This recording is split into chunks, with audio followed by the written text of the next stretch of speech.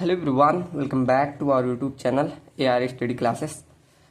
हम पढ़ रहे हैं जियो टेक्निकल इंजीनियरिंग और हमने स्टार्ट की है अपनी यूनिट नंबर 3 को, जिसमें हमने एक लेक्चर कर चुके हैं।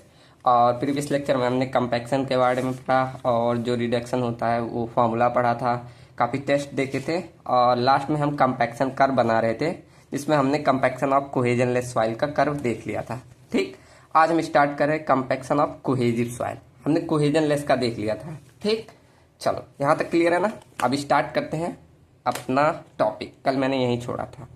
चलो, तो जब मैं पढ़ा रहा था कंपैक्शन ऑफ कोहेजनलेस सॉइल, तो यहाँ मैंने बोला था कि जब कोहेजनलेस सॉइल होती है तो उसमें वाइब्रेटरी लोड काफ़ी इफेक्टिव होता है compare to the impact loading. Impact loading लगाओ तो वहाँ नेग्लेजिबल इफेक्ट होगा। ठीक, तो ऐसे आप जब कोहेजिव सॉइल लोगे, कोहेजिव जैसे क्ले विले हुआ, इसमें वाइब्रेटरी लोड लगाओगे तो उसका नेग्लेजिबल इफेक्ट रहेगा। इसमें आपको इम्पैक्ट लोड या नीडिंग आप लोडिंग लगाएंगे। नीडिंग मतलब ऐसे जैसे आप लोग आटा गूंथते हैं ना, तो आटा गूंथते समय ऐसे ऐसे करते हैं, तो ये इसे नीडिंग एक्शन बोला जाता है। ऐसे मतलब कम एरिया वाला। अब देखो इससे क्या होता है, स्ट्रेस इक्वल टू क्या होता है, फोर्स अपॉन एरिया। अब यहाँ देखो एरिया की वैल्यू आप घटा दे रहे हैं। अब कंपेयर टू इसके लो, अब इतना इतना एरिया ले रहे हो, तो एरिया की वैल्यू जब आप घटा रहे हो तो स्ट्रेस बढ़ेगा ना। तो इससे क्या होता है, जब एरिया घटा देते हो तो काफी ज्यादा स्ट्रेस मिलता है, तो कंपैक्ट और आसानी से होता है। ठीक, मतलब पूरा पूरा अगर पॉइंट में बोलो तो यहाँ पर ज्यादा स्ट्रेंथ की रिक्वायरमेंट होती है कोहेजिव सॉइल में। ठीक, तो ऐसे यहाँ लिखोगे कि in case of cohesive soil, in case of cohesive soil अगर आप वाइब्रेटरी लोड लगाओगे, vibratory loading has negligible effect on soil. ठीक, अगर आप कोहेजिव सॉइल में वाइब्रेटरी लोड लगाओगे तो वहाँ नेग्लिजिबल इफेक्ट पड़ेगा। और अगर आप इम्पैक्ट लोडिंग और नीडिंग एक्शन के थ्रू, नीडिंग एक्शन ये सब लगाओगे तो वहाँ पर काफ़ी नीडिंग एक्शन से हैज़ मोर इफेक्ट आएगा, हैज़ मोर इफेक्ट। ठीक, समझ में आना। वही लिखा कि अगर आपका कोहेजिव सॉइल है तो उसमें वाइब्रेटरी लोड का नेग्लेजिबल इफेक्ट रहेगा। अगर वहीं आप इसमें क्या लगाना होता है, इम्पैक्ट लोडिंग या नीडिंग एक्शन, इसका ज़्यादा इफेक्ट रहेगा। ठीक, क्लियर ना। अब चलो कोहेजिव सॉइल का कंपैक्शन कर्व बनाता हूँ। यहाँ डायरेक्ट ऐसे लिख दे रहा हूँ, कंपैक्शन कर्व। अब मैं इस कोहेजिव सॉइल का बना रहा हूँ। ठीक, देखो इसका कर्व कुछ ऐसा बनता है। ये आपकी वाई एक्सिस होगी जो कि हमारी और ड्राई यूनिट वेट को दिखाएगी, और एक्स एक्सिस क्या, वाटर कंटेंट को दिखाता है। ठीक, क्या दिखा रहा है, ये गामा डी को और ये वाटर कंटेंट को। अब इसका कंपैक्शन कर्व कुछ ऐसे बनता है। देखो ये ऐसे जाएगा, उसके बाद एक पॉइंट पे आके फिर ये ऐसे नीचे चला जाता है, कुछ इस तरह। अब यहाँ आप देख रहे हैं शुरू में ड्राई डेंसिटी मतलब यूनिट वेट कम था जब वाटर कंटेंट, फिर आप वाटर कंटेंट बढ़ाते गए और ड्राई यूनिट वेट बढ़ रहा है। फिर उसके बाद एक पॉइंट ऐसा आया कि फिर घटने लगा। अब ऐसा कैसे होता है, देखो अभी मैं पूरा बताऊंगा, पहले यहाँ समझो। जहां पर आपको मैक्सिमम ये मिल रहा है, आपको मैक्सिमम मतलब ड्राई यूनिट वेट मिल रहा है, ड्राई यूनिट वेट, और जिस वाटर कंटेंट पे मिलता है उसे बोला जाता है ऑप्टिमम मॉइस्चर कंटेंट। ठीक, ये सारी चीजें पूछी जाती है। मतलब यहाँ इतने वाटर कंटेंट पे जिस पे ये मिला, इसे बोला जाता है ऑप्टिमम मॉइस्चर कंटेंट। या वाटर कंटेंट बढ़ाते जा रहे हैं ना, तो जिस वाटर कंटेंट पे यहाँ मैक्सिमम गामा डी मैक्स आपको मिल रहा है उसे बोला जाता है ऑप्टिमम मॉइस्चर कंटेंट। ठीक, यहाँ क्या होता है, जैसे जैसे आप वाटर कंटेंट बढ़ाते हो, अब कोहेजिव सॉइल में एक प्रॉपर्टी होती है कि एज ये जब वाटर बढ़ाते हो तो एज अ लुब्रिकेंट। अब यहाँ दो थ्योरी हम पढ़ेंगे आगे, लुब्रिकेशन थ्योरी और लैम्बिस थ्योरी, तो हाँ अच्छे समझेंगे। तो जब कोहेजिव सॉइल में क्या होता है, जब वाटर कंटेंट धीरे धीरे बढ़ाते जाते हो तो एज अ लुब्रिकेंट की तरह काम करता है। तो वो क्या करता है, ऐसे जब थोड़ा थोड़ा पानी बढ़ते जाता है तो वो सॉइल को अरेंज करने में आसानी मिलती है। लुब्रिकेंट क्यों यूज करते हैं, जैसे आप ग्रीस व्रीस लगाते हैं, क्यों, जिससे आपका फ्रिक्शन कम हो जाए। तो ऐसे जैसे इसमें भी आपका वाटर बढ़ता जाता है तो वो एज अ लुब्रिकेंट काम करता है। तो जो ऐसे पार्टिकल्स है, ऐसे पार्टिकल्स रहते हैं ना, अब इनके बीच पानी आया, अब इतना ज्यादा भी नहीं आना चाहिए, अब हल्का फुल्का ऐसे आ गया, तो ये एज अ लुब्रिकेंट की तरह ये इनको और पास लाने में काफी अच्छे से मदद करते हैं। समझे होंगे, अगर ये इमेजिन कर रहे होंगे तो समझे होंगे। तो इतने ही वाटर कंटेंट पे आपका मैक्सिमम मिल जाता है, जो जिसे बोला जाता है ऑप्टिमम मॉइस्चर कंटेंट। ठीक, अभी आगे थ्योरी है, जब हम फैक्टर अफेक्टिंग पढ़ेंगे तो वहाँ थ्योरी है, वहाँ और अच्छे समझ में आ जाएगा। ठीक, यहाँ समझ में आया ना कि कैसे यहाँ पर हमें मैक्सिमम ड्राई डेंसिटी मिल रही है। ठीक, चलो क्लियर है ना। और ये देखो यहाँ पर जो ये कंपैक्शन कर्व है, इसके हम पैरेलली एक लाइन बनाते हैं। ये ऐसे एक पैरेलल लाइन बना जाता है, जिसे बोला जाता है, इस लाइन को बोला जाता है zero air void line, zero air void line. और इसे एक नाम से और जाना जाता है, और सैचुरेशन लाइन। मतलब दोनों बराबर ही होते हैं, अभी दोनों को निकालेंगे भी हम। सैचुरेशन लाइन मतलब ये जो आपको कर्व मिला, इसके पैरेलली एक लाइन बनता है, जिसे जीरो एयर वाइड लाइन या सैचुरेशन लाइन बोला जाता है। ठीक, क्लियर ना। और यहाँ OMC बराबर लिख दे रहा हूं मैं। OMC बराबर क्या है, ऑप्टिमम, अभी सारी चीजें मैं लिखूंगा अभी, ऑप्टिमम मॉइस्चर कंटेंट। ठीक, क्लियर ना। यहाँ आपको समझ में आ गया कि कोहेसिव सॉइल का कर्व कैसे बनता है। ठीक, चलो अब देखो, लिखो कि हमारा ये, और पहले डिफिनीशन लिख लो, ये पूछा जाता है 2 नंबर में कि ऑप्टिमम मॉइस्चर कंटेंट किसे बोलते हैं। ठीक, तो लिखो द वाटर कंटेंट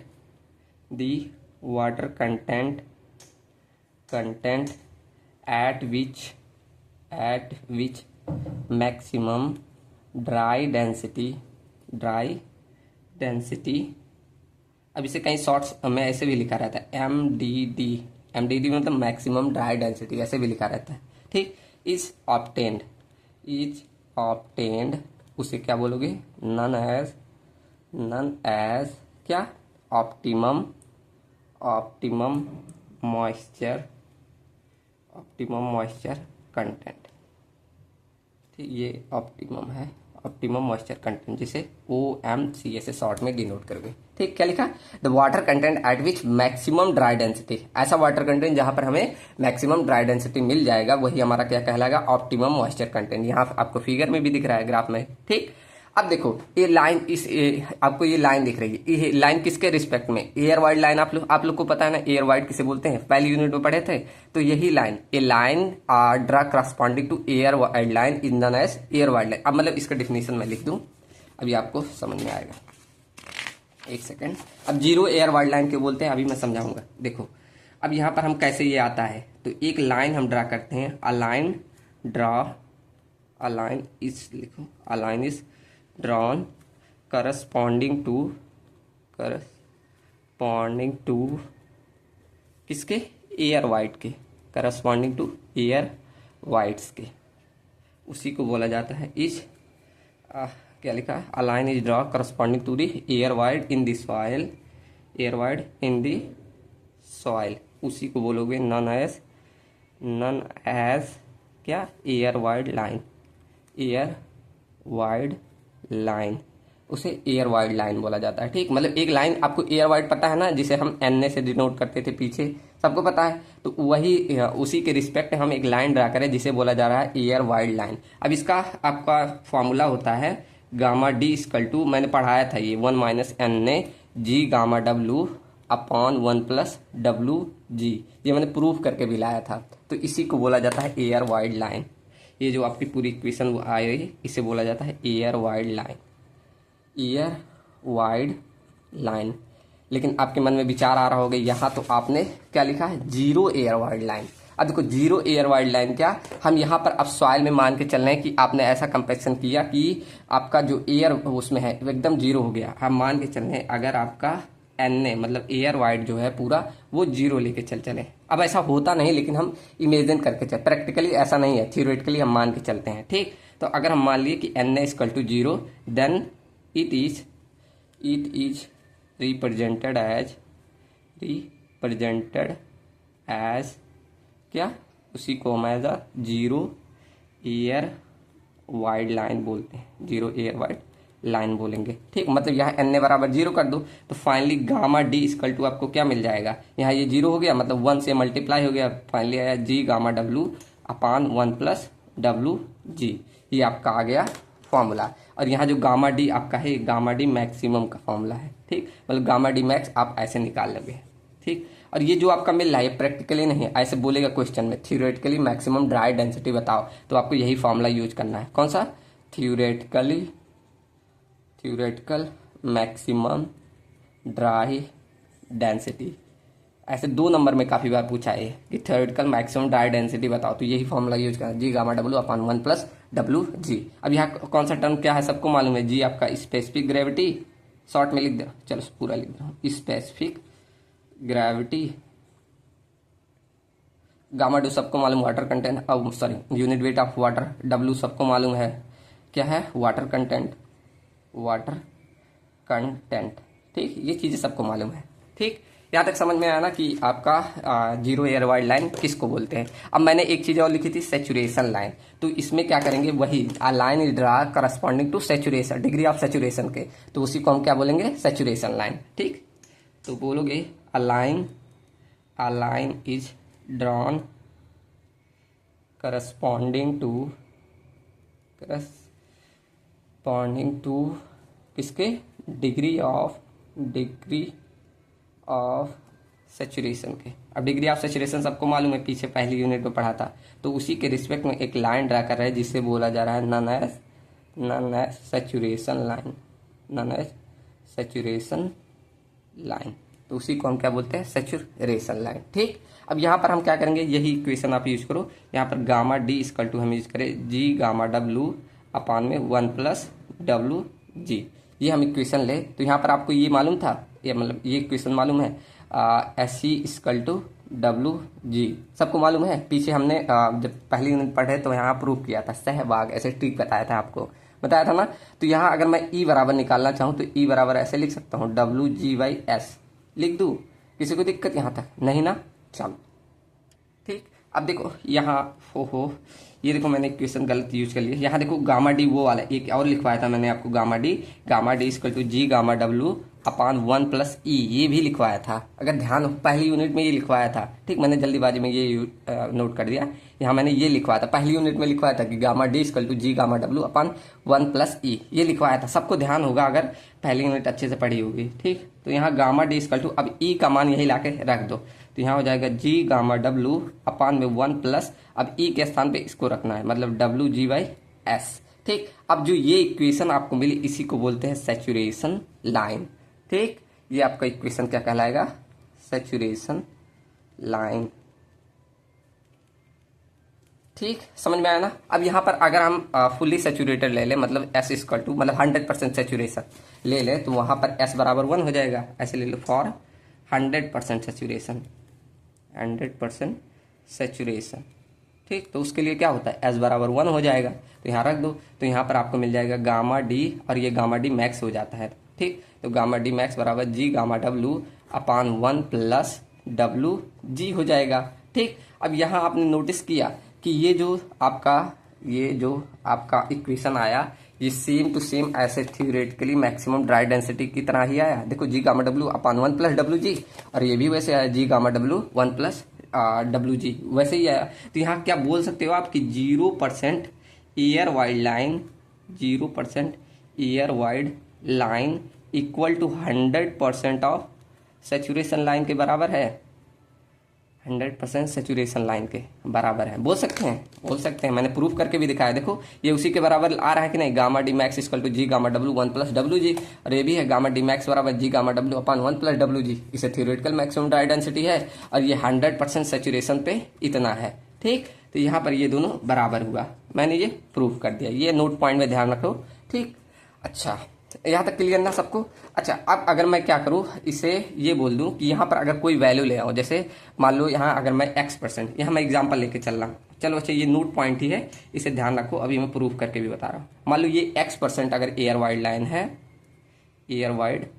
है, मतलब यहाँ मैंने कुछ बढ़ा दिया, कुछ वैल्यू लाया है, तो इसको मैं क्या कर दूँ, अगर 100 में से ऐसे घटा दूँ, 100 माइनस x जो लाया यहाँ घटा दिया, उतना % यहाँ घटा दूँ, तो क्या ये दोनों बराबर रहेगा, saturation line.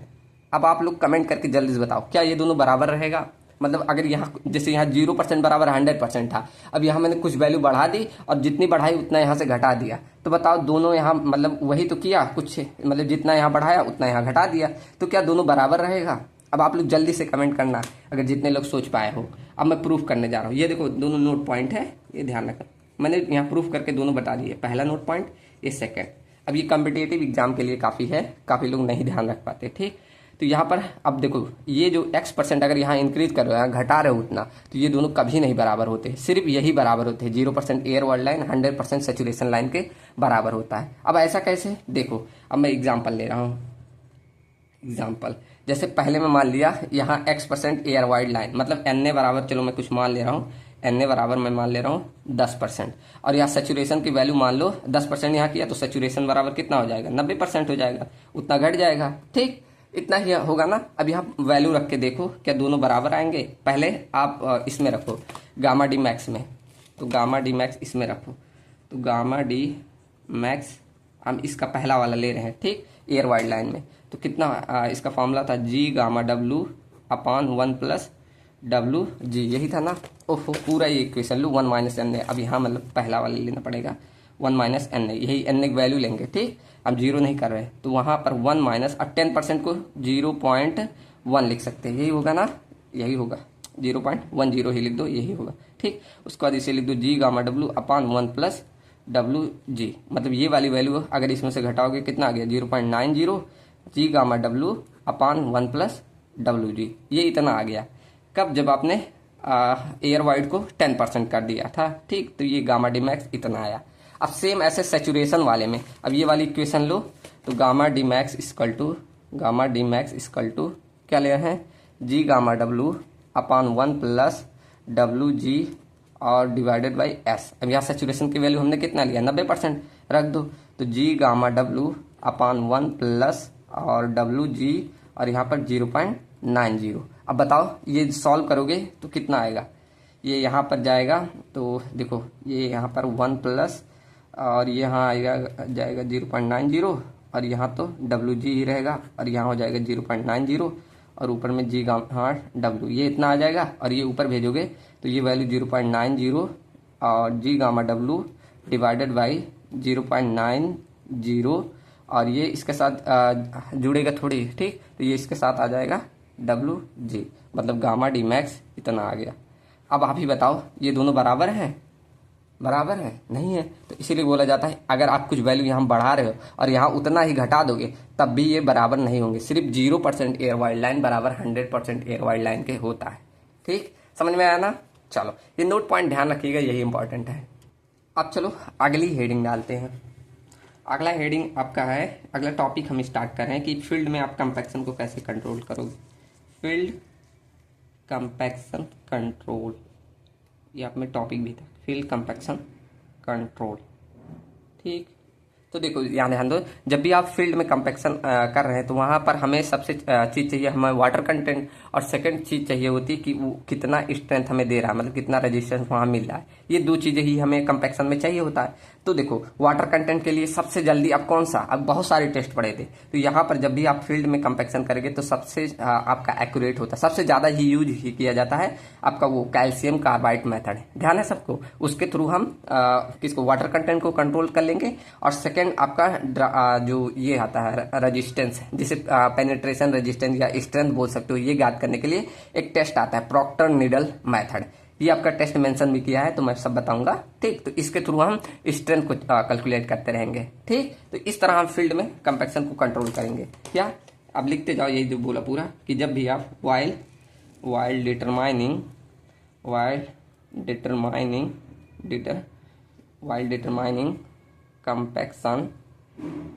Compaction of a soil. ठीक, जब भी आप कंपैक्शन डिटरमाइन कर रहे हैं देन आपको क्या, वाटर कंटेंट ऐसे लिख दो, वाइल डिटरमाइनिंग कंपैक्शन, चलो वही सही है, फील्ड में मान लेना, यहाँ फील्ड हेडिंग डाल दिया, while determining compaction of field, then आपको क्या, then water content is calculated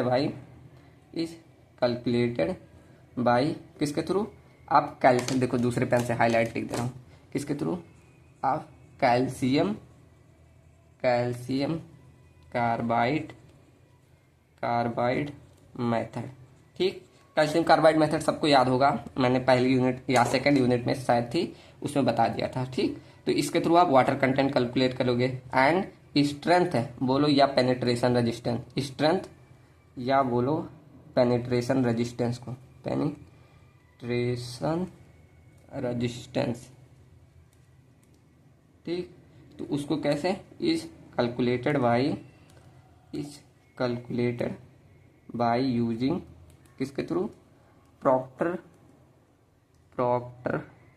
needle method. यहाँ से देखो लिख दे रहा हूँ, समझ जाना सब लोग, प्रॉक्टर नीडल मेथड, इसके थ्रू हम डिटरमाइन कर देंगे। समझ में आया ना कि हमें दो चीजें ही देखनी होती, पहला तो वाटर कंटेंट, उसके बाद सेकंड हमें जितनी स्ट्रेंथ मिलेगी, यही हमें फील्ड में देखना रहता है। तो वाटर कंटेंट को हम कैल्शियम कार्बाइड मेथड के थ्रू देख लेंगे, और पेनेट्रेशन रेजिस्टेंस या बोलो स्ट्रेंथ कितनी मिल रही है, इसको हम प्रॉक्टर नीडल मेथड से देख लेंगे। ठीक, चलो अब इसको ये टेस्ट तो नहीं बता रहा, कैल्शियम कार्बाइड मेथड तो ऑलरेडी आप सबको मालूम है, ये तो पीछे देख लेना, अगर आ जाएगा तो लिख भी लोगे। ठीक, सेकंड आपका बच रहा है प्रॉक्टर नीडल टेस्ट, इसको देखते हैं।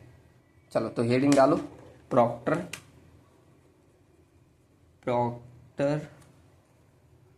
Needle test. अब इसका मैं इमेज ले आऊं, इमेज आप लोग स्क्रीनशॉट ले लिया करिए, और जब भी आप अगर नोट्स बना रहे साथ में तो ऐसे ड्रॉ कर लीजिएगा, क्योंकि इमेज से ही आपका जितना बनाओगे तो एग्जामिनर क्लियर रहेगा कि हाँ आपको मालूम है। ठीक, एक सेकंड मैं इमेज डाउनलोड कर दूं।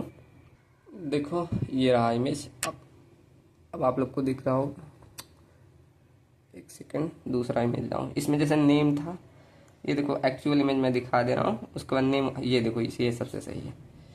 अब इसमें देखो ये आपका पूरा प्रॉक्टर नीडल है, इसमें ऊपर हैंडल लगा रहता है, और यहाँ कुछ कैलिब्रेटिंग लगा है, मतलब आप जितना पेनिट्रेट करेंगे यहाँ से दिखता जाएगा आपको, यहाँ मतलब कैलिब्रेशन दिया रहता है। ठीक, उसके बाद यहाँ स्लाइडिंग रिंग लगा होता है, नीचे स्प्रिंग दिया जाता है जिससे कंट्रोल किया जा सके।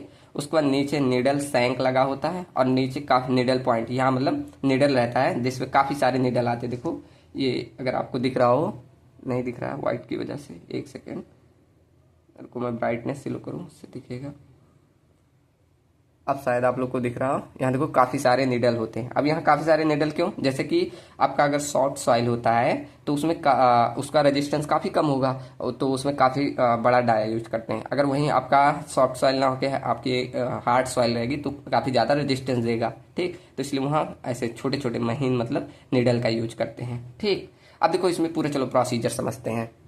ये आप इमेज मतलब कोई ऐसे ड्रॉ कर लेना, ये वाला अगर दिख रहा हो तो अच्छी बात, यही आप ड्रॉ कर लेना। ये ड्रॉ करने लायक है, दिख नहीं रहा, चलो ब्राइटनेस स्लो करो फिर से, देखो अब दिख रहा होगा।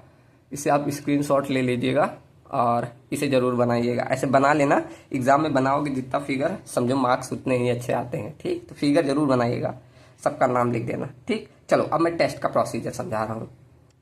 चलो अब ध्यान दो, देखो अब हमारा जैसे मान लो ये हमारा प्रॉक्टर ऐसे है, अब मान लो ये पेन ही, तो हम क्या करते हैं इस ये नीडल को हम जहां पर ऊपर मिट्टी थोड़ी सी हटाते हैं, घास फूस ये सब हटा के, उसके बाद उसी हैंडल के थ्रू हम 1.25 सेंटीमीटर पर सेकंड की रेट से ऐसे हम पेनिट्रेट करते रहते हैं। कितने, 75 सेंटीमीटर ऐसे डेप्थ तक पेनिट्रेट करेंगे। ठीक, कितना, 75, ऐसे 1.25 सेंटीमीटर के ऐसे मतलब एक वो उतना सेंटीमीटर पर सेकंड ऐसे पेनिट्रेट करते रहेंगे। और जब पेनिट्रेट करोगे आपको तो कुछ रेजिस्टेंस मिलेगा ना, तो वही आपको रेजिस्टेंस नोट करना है। ठीक, तो जब वही नोट करके आपको ये भी मालूम है, अगर सॉफ्ट सॉइल रहेगा तो कम रेजिस्टेंस मिलेगा, अगर वही स्टिप या हार्ड सॉइल रहेगा तो वहां ज्यादा रेजिस्टेंस मिलेगा। तो वही रेजिस्टेंस को नोट करके आपको एक कर्व पर प्लॉट करना रहता है। ठीक, चलो तो पूरा लिखते हैं,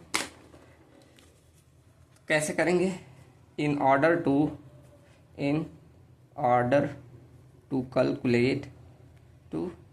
calculate the strength of soil, हम क्या करते हैं, Proctor needle is allowed to penetrate कितना, 75 सेंटीमीटर तक। कितना लिखा, is allowed to penetrate up to 75 centimetre at कितने, 1.25 सेंटीमीटर पर सेकंड की रेट से। इस तरह आप पेनिट्रेट करेंगे कितना, 75 सेंटीमीटर डेप्थ तक।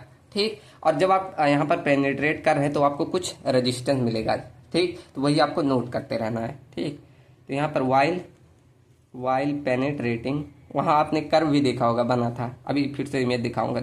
ठीक, तो while penetrating the Proctor needle, जो आपका प्रॉक्टर नीडल है, प्रॉक्टर नीडल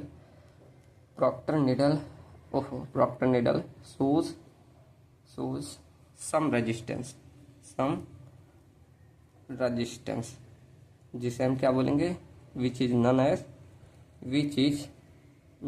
एज क्या, penetration resistance, penetration resistance.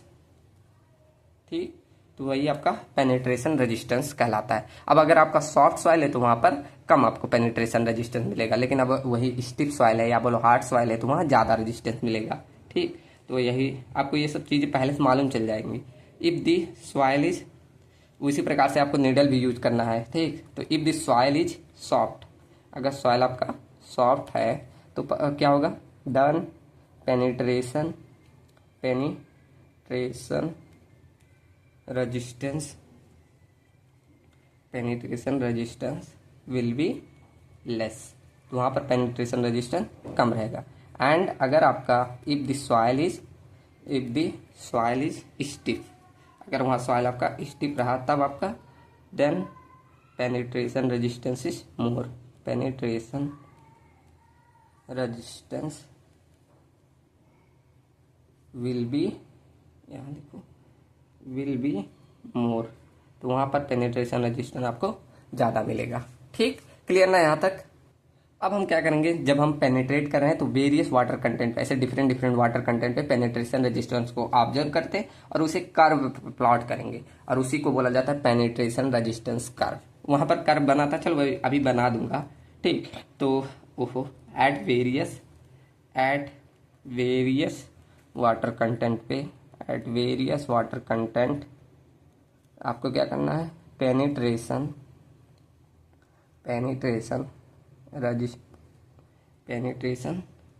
Resistance is observed, आपको ऑब्जर्व करना है। And a curve is plotted, उसी को बोला जाता है known as penetration resistance curve, penetration resistance curve बोलोगे। ठीक, क्लियर है। अब देखो कर्व कैसा होगा, जैसे आपको पता है अब वाटर कंटेंट बढ़ाए जाएंगे तो सॉइल आपका उतना ही सॉफ्ट होता जाएगा। देखो कुछ इस तरह बनेगा, देखो कुछ ऐसा, जैसे मान लो ये आपका वाटर कंटेंट है और ये आपका पेनिट्रेशन रेजिस्टेंस मैं PR से दिखा दे रहा हूँ। ठीक, ये है। अब यहाँ पर Y पे मैं पेनिट्रेशन रेजिस्टेंस दिखा दे रहा हूँ। अब बताओ, जब वाटर कंटेंट कम रहेगा तो पेनिट्रेशन रेजिस्टेंस ज़्यादा मिलेगा, जैसे जैसे आप वाटर कंटेंट बढ़ाओगे पेनिट्रेशन रेजिस्टेंस घटेगा। तो इसका कर्व कुछ ऐसे बनेगा, देखो कुछ ऐसा, मतलब शुरू में जब आपका वाटर कंटेंट कम था तो वहाँ ज़्यादा पेनिट्रेशन रेजिस्टेंस मिला, जैसे जैसे वाटर कंटेंट की वैल्यू बढ़ाते गए वो दिख रहा है ना, जैसे जैसे बढ़ाते गए तो आपका क्या, आपका पेनिट्रेशन रेजिस्टेंस घटता जाएगा। क्यों, पानी बढ़ेगा तो सॉफ्ट होता जाएगा सॉइल। ठीक, तो इस तरह से बनेगा। ठीक, ये आपका कौन सा पेनिट्रेशन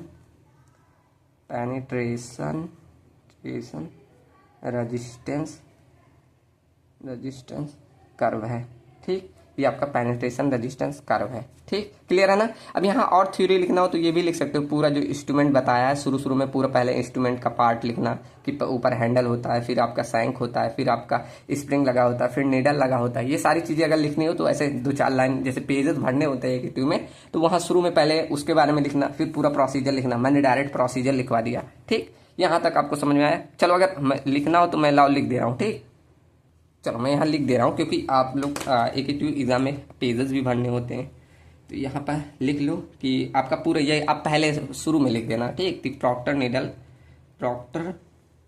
नीडल जो होता है वो अटैच होता है, अटैच्ड विथ किसके, विथ नीडल सैंक के, नीचे से लिख रहा हूँ नीडल सैंक के। ठीक, which is further connected with किसके ऊपर क्या होता है, स्प्रिंग बोला हूँ, हाँ स्प्रिंग लोडेड प्लंजर होता है, स्प्रिंग लोडेड प्लंजर होता है, यही था ना। और उसके ऊपर हैविंग कैलिब्रेटिंग स्टीम, ये था। उसके बाद वो कनेक्टेड होता है, connected at the top with the handle. ठीक, ऊपर किसके, हैंडल के साथ कनेक्ट होता है, विद दी हैंडल, यहाँ डाल लिख दो विद दी हैंडल के साथ। ऐसे आपका पूरा ये अरेंजमेंट होता है। आप और डिटेल में लिख देना, मैंने एक साथ पूरा लिख दिया। ठीक, क्लियर ना। चलो अब एक न्यूमेरिकल करा दूं इस पे, जो मैंने यहाँ पर 2 ही नंबर का है, ज़्यादा बड़ा नहीं, जो मैंने थ्योरेटिकल मैक्सिमम ड्राई डेंसिटी निकाली उस पे। चलो मैं न्यूमेरिकल नोट कर दूं, मैं लेकर आया था। ठीक, तो लिख दूं। चलिए, ये आपका छोटा सा न्यूमेरिकल है। देखो क्या लिखा है, what is the theoretical maximum dry density, और भी ध्यान रखो ग्राम पर सीसी में चाहिए। यही आपका मेन इंपॉर्टेंट है। अगर ये समझ गए कि ग्राम पर सीसी में क्या हो जाता है चेंज, ठीक, तो आप कर लिए। क्या लिखा, what is the theoretical maximum dry density in gram per CC for a soil sample having a specific gravity of 2.7 and optimum moisture content 16%। ठीक, तो जितने लोग समझ गए हैं क्वेश्चन, जरूर जल्दी से स्टॉप करके कमेंट करना, मैं देखता हूँ कितने लोग कर रहे हैं। ठीक, चलो तो यहाँ पर देखो गिवन डाटा में पहले देखो क्या क्या दिया है। पहली चीज तो आपको आंसर जो चाहिए गामा डी, वो चाहिए ग्राम पर सीसी में। ये सीसी मतलब सेंटीमीटर क्यूब। ठीक, इसमें चाहिए। उसके बाद सॉइल हैविंग स्पेसिफिक ग्रेविटी, मतलब जी की वैल्यू आपको दी है 2.7, और बोला ऑप्टिमम मॉइस्चर कंटेंट 16%, मतलब यहाँ वाटर कंटेंट आपको 16%, मतलब 0.16 ये दिया है। ठीक, तो क्या निकालना है आपको, थ्योरेटिकल मैक्सिमम ड्राई डेंसिटी, मतलब गामा डी मैक्स निकालना है। तो गामा डी मैक्स थ्योरेटिकल जो आपका होता है, ऐसे लिख दो थ्योरेटिकल में, थ्योरेटिकल इसका फॉर्मूला क्या है, पढ़ा सबने पीछे, जी gamma W upon 1 plus W जी, यही होता है। अब यहाँ पर ध्यान दो, जी की वैल्यू कितनी है 2.7। अब यहाँ गामा डब्ल्यू मतलब यूनिट वेट ऑफ वाटर का लोग 9.81 लिखेंगे, लेकिन जब भी ध्यान रखो ग्राम पर सीसी में होता है तो वहाँ 1 लिया जाता है, 1 ग्राम पर सीसी हो जाता है ये। ठीक, उसके बाद डिवाइडेड बाय 1 प्लस, अब वाटर कंटेंट 0.16 और जी की वैल्यू 2.7। ठीक, तो ये आपका आंसर आ गया। बस यहाँ पर 2.7 इंटू 1, ओहो 1 क्या करना, डिवाइडेड बाई 1 प्लस 0.16 इंटू 2.7, तो ये वैल्यू आई 1.885 ग्राम पर सीसी। ठीक, सीसी लिख दो, ये आपका आंसर आ गया। क्या, गामा डी मैक्स। ठीक, गामा डी मैक्स। ठीक, तो ऐसे क्वेश्चन होते हैं सिंपल। पहले आप देखो, जब भी क्वेश्चन करना तो गिवन डाटा करना, और उसके बाद गामा डी ऐसे निकाल लेना, फिर डायरेक्ट आपको फॉर्मूलेस पे रखना होता है, पहले क्वेश्चन समझा जाता है। ठीक, तो यहाँ तक सबको क्लियर हुआ होगा। ठीक, अब आगे बढ़ते हैं। अब आगे देखो, अब अगला हम टॉपिक स्टार्ट करते हैं, कौन कौन से फैक्टर है जो अफेक्ट करेंगे हमारे कंपैक्शन को। ठीक, फैक्टर्स अब देखो क्वेश्चन में कम करा रहा हूँ, इसलिए जो लेक्चर ज़्यादा ना हो, मैं 1 शॉट में सबको प्रॉमिस किया हूँ कराऊंगा। ठीक, हर यूनिट में कराऊंगा, जितने पीवाईक्यू है सब करा दूंगा। ठीक, तो फैक्टर अफेक्टिंग कंपैक्शन, और आपके जितने भी डाउट आ रहे होंगे क्वेश्चन में, सब मेरे पास भेज दीजिए करिए, मैंने नंबर दे रखा है, सब जगह नंबर आपको सबको मालूम होगा, टेलीग्राम दे रखा है, वहाँ भेज सकते हो। ठीक, चलो अब हम अगला टॉपिक क्या स्टार्ट करें, फैक्टर अफेक्टिंग कंपैक्शन, मतलब कौन कौन से ऐसे फैक्टर हैं जो कंपैक्शन को अफेक्ट कर सकते हैं। तो सबसे पहला तो आपको सबको पता होगा, क्या, वाटर कंटेंट। हम शुरू से ही देखते आ रहे हैं, क्या, पहला तो वाटर कंटेंट। ठीक, ये पहला फैक्टर हो गया। दूसरा होता है डिग्री ऑफ कंपैक्शन। अब इसका मतलब कितना आप मतलब किस रेट से कंपैक्ट कर रहे हैं, डिग्री ऑफ कंपैक्शन मतलब कितना आप जोर लगा रहे हैं। आगे हम पढ़ेंगे इसको डिटेल, सबको डिटेल में पढ़ेंगे। सेकंड फैक्टर क्या है, डिग्री ऑफ कंपैक्शन।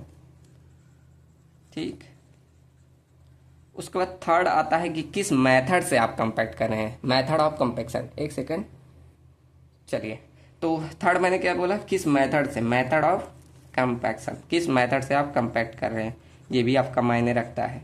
उसके बाद फोर्थ है कि किस प्रकार की आपकी सॉइल होती है, type of soil, type of soil कैसी है। ठीक, उसके बाद फिफ्थ देखेंगे कि वहाँ का सॉइल ऑर्गेनिक कंटेंट कैसा है, कलर किस तरह है, ये देखकर हम कंपैक्ट करते हैं। ठीक, तो ऑर्गेनिक कंटेंट के आधार पे, कंटेंट एंड सॉइल टाइप, ये पेन भी खत्म, एंड सॉइल टाइप के आधार पे। ठीक, ओहो सॉइल टाइप तो लिख दिया, ऑर्गेनिक कंटेंट एंड कलर के आधार पे सर, एंड कैसा कलर है, जैसे ब्लैक कलर रहता है तो वहाँ पर क्या ज़्यादा आपका ऑर्गेनिक कंटेंट है, कम रहेगा तो कम ऑर्गेनिक कंटेंट है, इस तरह कलर हम देखते हैं। ठीक, उसके बाद छठा देखते हैं वहाँ का स्ट्रेस स्ट्रेन रिलेशनशिप। ठीक, क्या, स्ट्रेस स्ट्रेन रिलेशनशिप। ठीक, ये देखेंगे। उसके बाद सातवां देखेंगे हमारा कि वहाँ का पोर वाटर प्रेशर कितना है, पोर वाटर प्रेशर ये कैसा है। ये सारे फैक्टर्स होते हैं जो कंपैक्शन को अफेक्ट कर सकते हैं। ठीक, क्लियर ना। अब एक एक करके पढ़ते हैं। पहला सबसे इंपॉर्टेंट है वाटर कंटेंट। ठीक, अब इसमें दो थ्योरी आई थी, कौन सा आपका, मैंने पहले ही बताया, लैम्बिज थ्योरी एंड लुब्रिकेंट थ्योरी। आज हम इसको खत्म कर देंगे दोनों थ्योरी। चलो, तो पहला फैक्टर पढ़ते हैं वाटर कंटेंट। देखो पहला फैक्टर पढ़ रहे हैं वाटर कंटेंट। ठीक, अब वाटर कंटेंट में देखो मैंने जब पढ़ाया था, एक यहाँ कर्व पढ़ाया था, यही कर्व मैं फिर से बना दूं। यहाँ देखो यही कर्व पे आधार पे दिया गया है थ्योरी।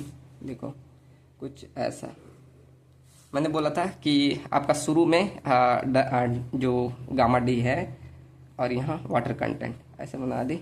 ठीक, ये रहा। अब मैंने बोला था कि शुरू में आपका जब वाटर कंटेंट कम है तब गामा डी भी कम है। फिर जैसे जैसे आप वाटर कंटेंट बढ़ा रहे फिर आपको क्या देखने को मिल रहा है कि आपका गामा डी की वैल्यू बढ़ रही है। फिर एक समय आया कि घट रही है, ऐसे घटने लगती है। ऐसा कुछ कर बनाया था। ठीक, तो जहां पर ये बोला था इसको मैंने बोला था ऑप्टिमम मॉइस्चर कंटेंट, जहां पर मैक्सिमम आपका ड्राई यूनिट वेट मिला उसको मैंने नाम दिया था ऑप्टिमम मॉइस्चर कंटेंट। तो यही दोनों के आधार पे हम देखेंगे कि कैसे आया इन दोनों के, मतलब यहाँ लिख लो, ऐसे लिखना चाहो कि the relation between W and gamma D, दो थ्योरी दी गई है। अब दोनों थ्योरी को पहले मैं बताऊंगा फिर लिखूंगा। ठीक, तो द रिलेशन बिटवीन ये water content and gamma D is represented by two theories, दो थ्योरीज दी है। पहली तो प्रॉक्टर ने दी थी जिसके लुब्रिकेंट थ्योरी बोलते हैं। कौन सा, चलो यहाँ लिख दो इसी से। पहली थ्योरी आपकी आती है लुब्रिकेशन थ्योरी।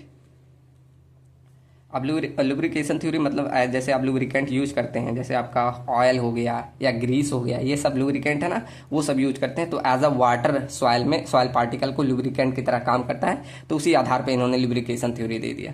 सेकेंड आता है लैम्बिज थ्योरी। अब इसको तरजागी ने दिया था। अब इन्होंने आपको डबल डिफ्यूज लेयर का कॉन्सेप्ट पता होना चाहिए, जो कि फर्स्ट या सेकंड यूनिट में मैंने बताया था। ठीक, चलो तो पहला समझो लैम्बिज थ्योरी को। ठीक, मैं ब्लैक पेन यहाँ स्केच यूज करूँ। चलो पहले थ्योरी समझो लुब्रिकेशन लिखा हूँ तो लुब्रिकेशन को समझो। लुब्रिकेशन थ्योरी, अब देखो लुब्रिकेशन थ्योरी क्या, मैंने पहले भी बता दिया इसे। जैसे देखो ये मान लो सॉइल के वैसे पार्टिकल्स हैं।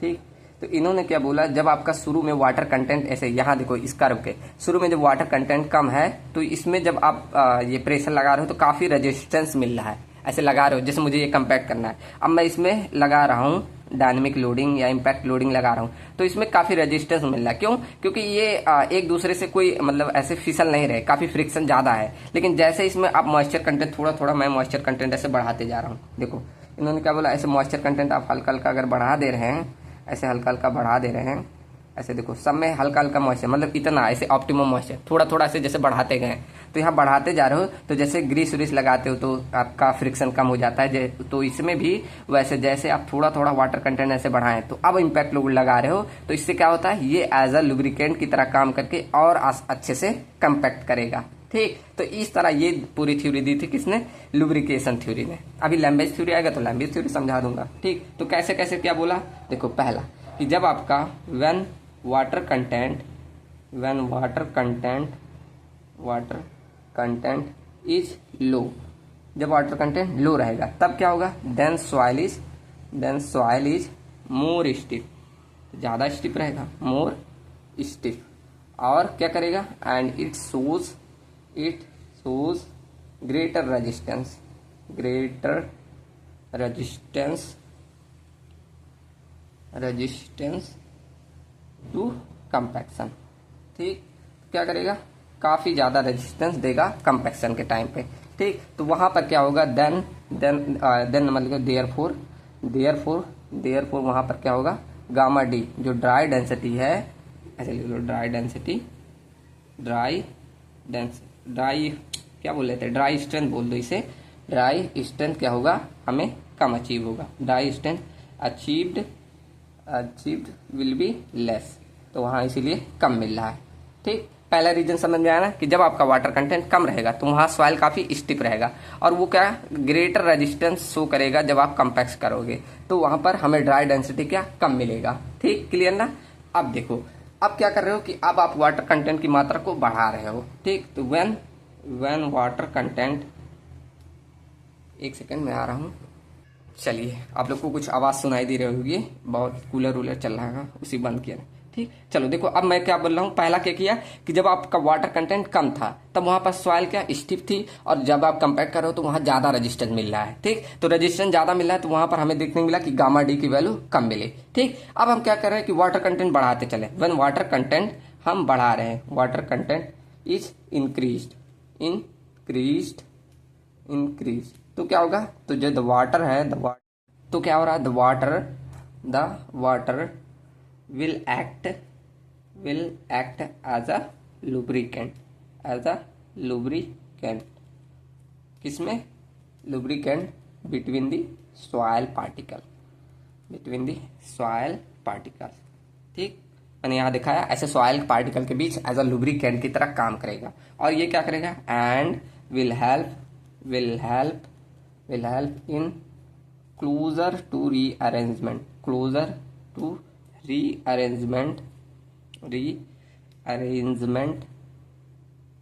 Of soil particle. ठीक, तो वो और पास लाने के मदद करेगा। ठीक, तो इससे क्या होगा,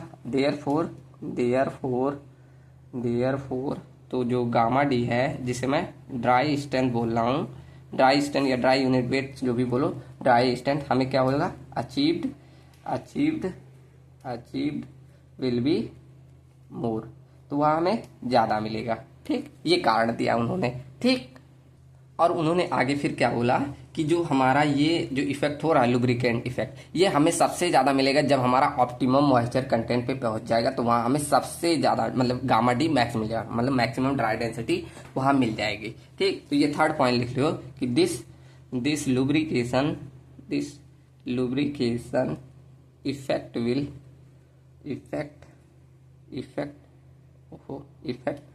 विल बी मैक्सिमम कहाँ, एट ऑप्टिमम मॉइस्चर कंटेंट पे। ठीक, तो ये कहाँ पर सबसे ज्यादा लुब्रिकेटिंग इफेक्ट रहेगा, ऑप्टिमम मॉइस्चर कंटेंट पे। तो देयरफॉर हम बोल सकते हैं, देयरफॉर जो मैक्सिमम ड्राई डेंसिटी है, ड्राई डेंसिटी इज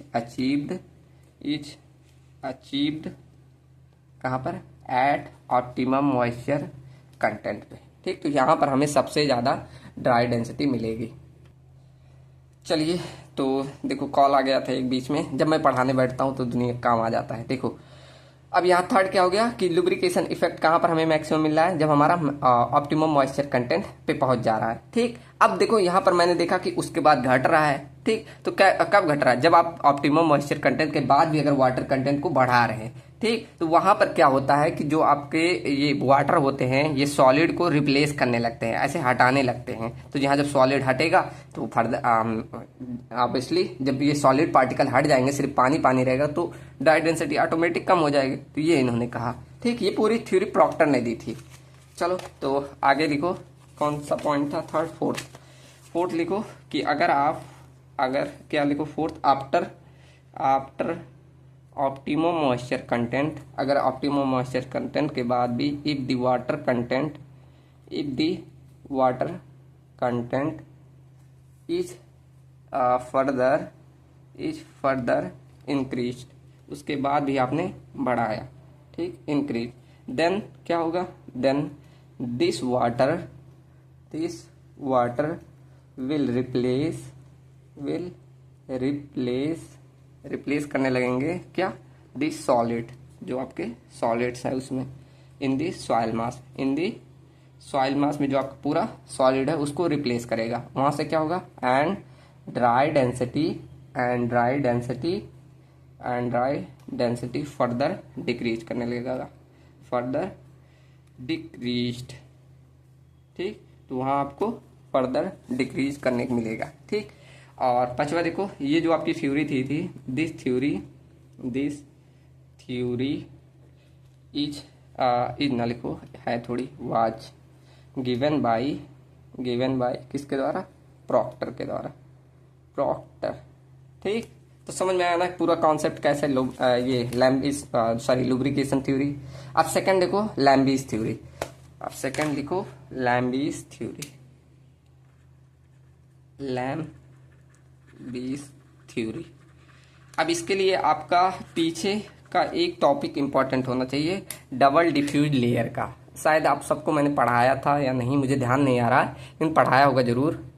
ठीक, उससे पहले देखो एक चीज और, मैंने यहाँ लैम्बिस थ्योरी में पीछे बोल दिया कि ये उन्होंने तरजागे ने दिया, ऐसा नहीं, ये टी विलियम लैम्बिस ने दी थी। ठीक, तो इसको इतना ध्यान नहीं रखना, ये मत ध्यान रखना कि मैंने तरजागी बोल दिया पीछे, वो गलत है। किसने दिया था, टी विलियम लैम्बिस ने। ठीक, ये मत ध्यान रखिएगा कि तरजागी। चलो, तो अब देखो मैंने क्या बोला कि लैम्बिस थ्योरी में आपको डबल डिफ्यूज लेयर का कॉन्सेप्ट आना चाहिए। ठीक, तो एक बार मैं उसे बता दूं। तो देखो मैं इसे शॉर्ट में बता रहा हूँ, ज़्यादा डिटेल नहीं जा रहा। ये देखो आपके क्ले मिनरोलॉजी का था पीछे, तो वो आपके सिलेबस में दिया नहीं था तो मैंने स्किप कर दिया था। यहाँ समझ लो बस ऐसे। देखो अगर क्या होता है डबल डिफ्यूज लेयर, ऐसे मैं शॉर्ट में लिखा दे रहा हूँ कि अगर डबल डिफ्यूज लेयर, ये एक प्रकार की ऐसे थिकनेस होती है, अगर इसकी थिकनेस क्या हो रही है, कम रहेगी, तो वहाँ पर आपका फ्लॉकुलेंट स्ट्रक्चर बनेगा। ठीक, मतलब ऐसे लिखूँ कि डबल डिफ्यूज लेयर की अगर थिकनेस कम है, यहाँ थिकनेस लिख दो, अगर कम है तो वहाँ पर क्या बनेगा आपका फ्लॉकुलेंट स्ट्रक्चर, फ्लॉकुलेंट। अब फ्लॉकुलेंट डिस्पर्स सबको मालूम, पीछे पढ़ा था ना, तो फ्लॉकुलेंट मतलब फ्लॉकुलेंट मतलब कमजोर वाला, वाइड साइज, काफी लार्ज लार्ज। ठीक, तो ये पीछे पढ़े थे। अगर वहीं क्या होता है डबल डिफ्यूज लेयर की थिकनेस बढ़ने लगती है, थिकनेस बढ़ रही है, ज़्यादा हो गई, तो वहाँ पर ये जब ऐसे बढ़ते जाएगी, तो अगर बढ़ रही है तो वहाँ पर आपके कौन सा डिस्पर्ज स्ट्रक्चर बनते हैं। अब डिस्पर्ज स्ट्रक्चर कौन से, जिसमें वाइड साइज जैसे काफ़ी कम कम होते, पास पास होते हैं। ठीक, तो बढ़ते बढ़ते ऐसे इसी कॉन्सेप्ट पे है। तो यहाँ बस इतना ध्यान रखना कि डबल डिफ्यूज लेयर होता क्या है, कि अगर डबल डिफ्यूज एक प्रकार की ऐसे थिकनेस है कि अगर ये थिकनेस ऐसे बढ़ रही है, मतलब घट रही है, तो वहाँ फ्लॉकुलेंट स्ट्रक्चर बनना है। अगर डबल डिफ्यूज लेयर का थिकनेस ऐसे बढ़ रहा है तो वहाँ डिस्पर्ज स्ट्रक्चर बनेगा। अब ये क्ले मिनरोलॉजी में पढ़ोगे आप लोग, मतलब जितना सिलेबस में था मैंने उतना बता दिया था, ये आपको नहीं बताया था मैंने।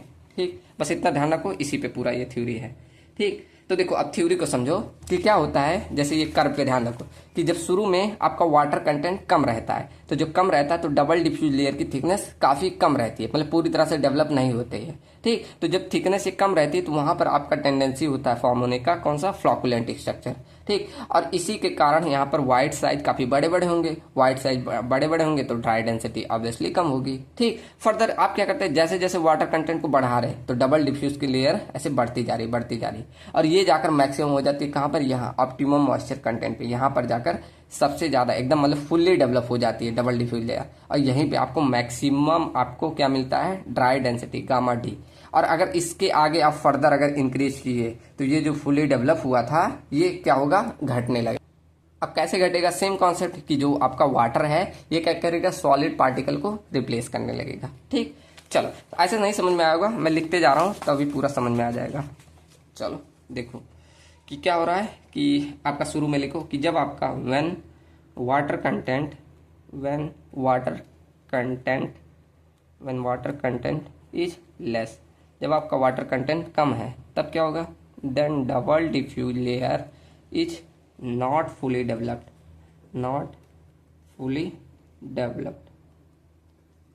ठीक, तो वहां पर पूरी तरह से डेवलप नहीं होगा, एंड इट्स थिकनेस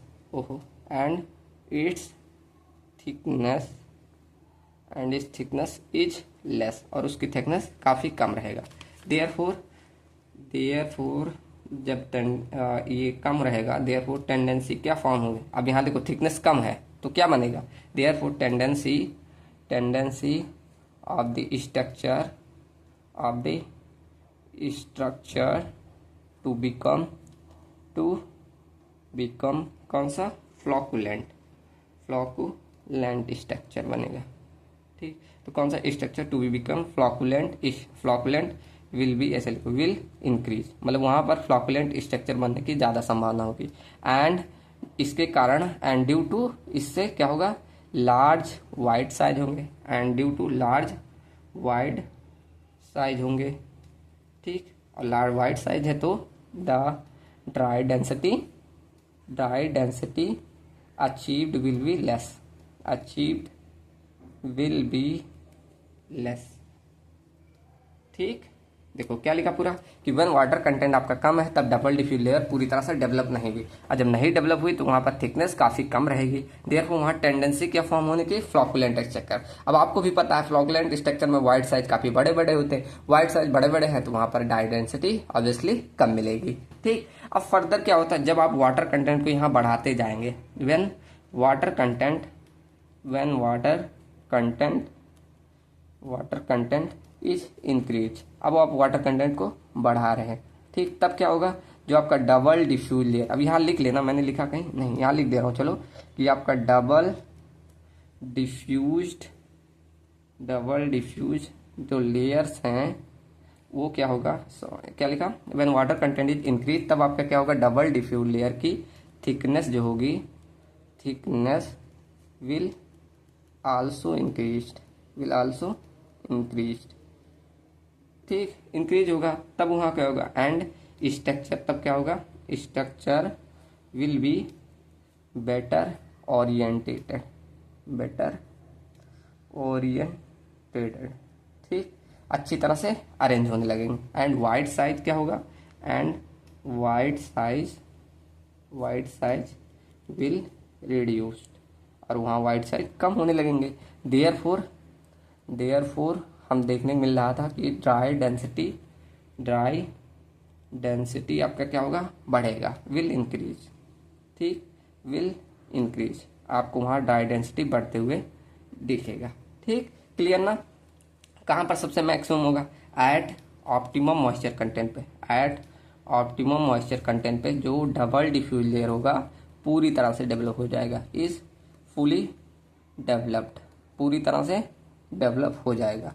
और क्या होगा, एंड पार्टिकल्स, वहाँ पर particles are arranged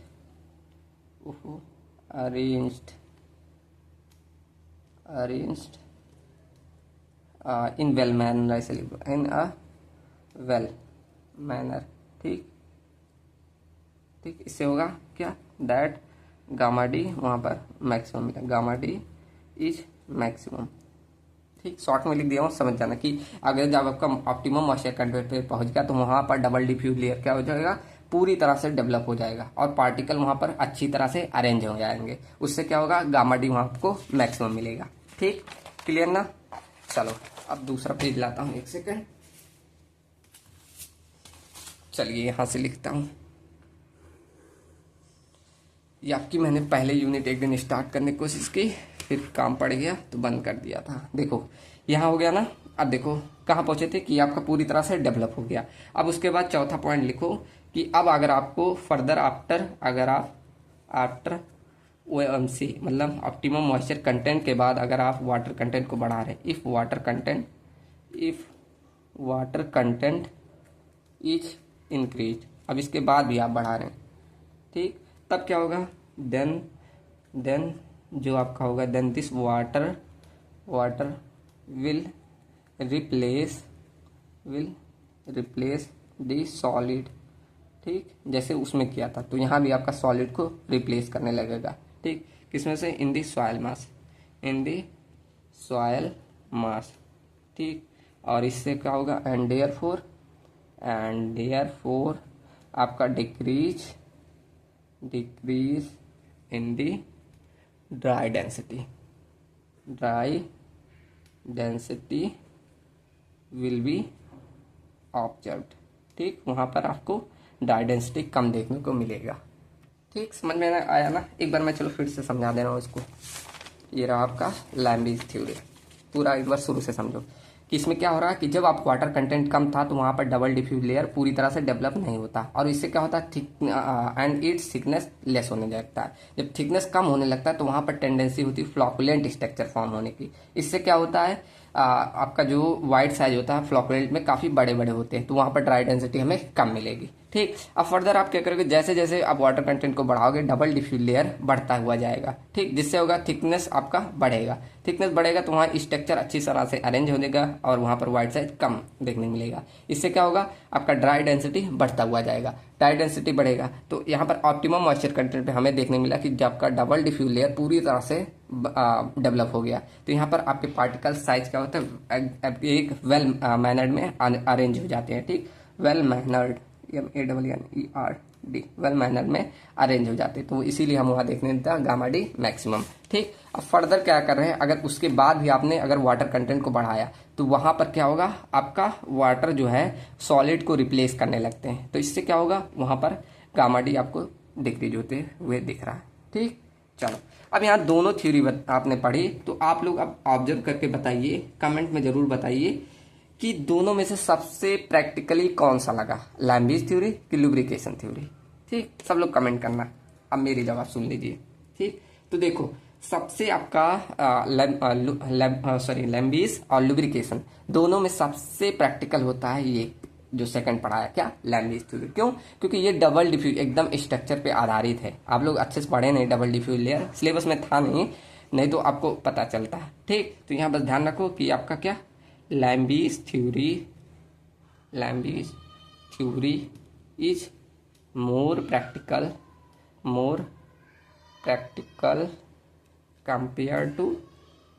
compare to lubrication theory. ठीक, लुब्रिकेशन थ्योरी। ठीक, ये आपका more lubrication as a lubrication, ये थोड़ी कॉन्सेप्ट है कि पानी एक लुब्रिकेंट की तरह, बस इसे बता दिया गया तो थ्योरी बन गई है। लेकिन लैम्बिज थ्योरी एकदम असली आधारित है। ठीक, तो इसलिए बोला जाता है ये ज़्यादा प्रैक्टिकली है। ठीक, चलो तो आज के लिए इतना ही रखते हैं। कल हम स्टार्ट करेंगे सेकंड चैप्टर। सेकंड क्या है, डिग्री ऑफ कंपैक्शन। उसके बाद आपका जो मेथड है, ये देखो यहाँ पर आगे जो है ये मेथड है और सॉइल टाइप है, ये सब थ्योरी है। तो मैं कल क्या करूँगा, जो थ्योरी है वो लिख दूंगा जिससे जल्दी आपका कंप्लीट होगा। ठीक, मतलब कल के लेक्चर में कंप्लीट करना चाहता हूँ, तो यही सारा है। तो इसे कल थ्योरी जितना है मैं कल लिख लाऊंगा। ठीक, चलो तो मिलते हैं कल के वीडियो में, और वीडियो कैसी लगी जरूर बताइएगा। Thank you and thanks for watching.